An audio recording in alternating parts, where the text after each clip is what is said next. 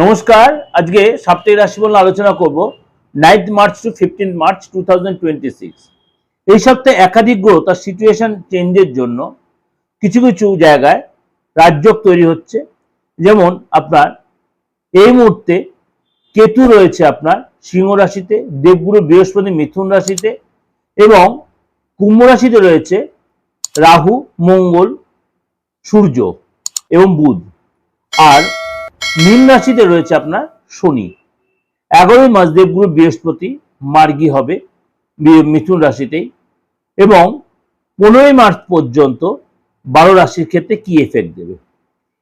এই যে রাজযোগ তৈরি হয়েছে, চতুর্গ্রহী যোগ এবং আপনার কিছু ক্ষেত্রে আপনার ত্রিগ্রহী যোগও তৈরি হচ্ছে এবং আপনার মানে কি বলবো মালব্য যোগের প্রভাবটা কিছুটা থাকছে।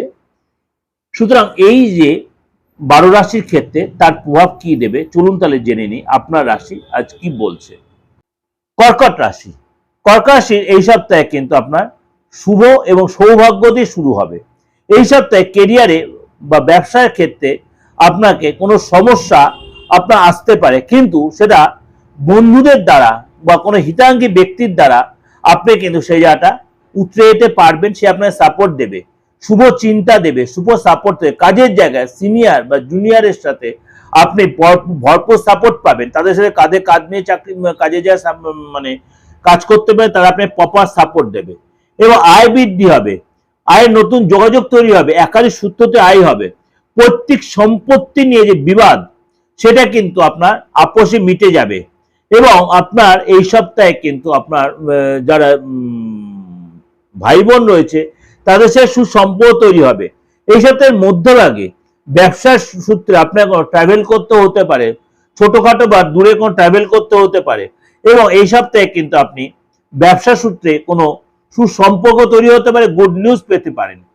সপ্তাহে বুঝে শুনে স্টেপ নেবেন এবং আপনার কিন্তু মানে সমস্যা যে ছিল, যে সমস্যাগুলো মানে আগের যে সমস্যাগুলো আপনি খুব মানে অস্থিরতার মধ্যে ভুগছিলেন সেগুলো অনেকটা আপনি বেরিয়ে আসতে পারবেন এবং আপনার এই সপ্তাহে কিন্তু পজিটিভ চিন্তা ভাবনা, পজিটিভ ভাববেন। এই সপ্তাহে প্রতিযোগিতামূলক পরীক্ষা আপনি সফলতা পাবেন।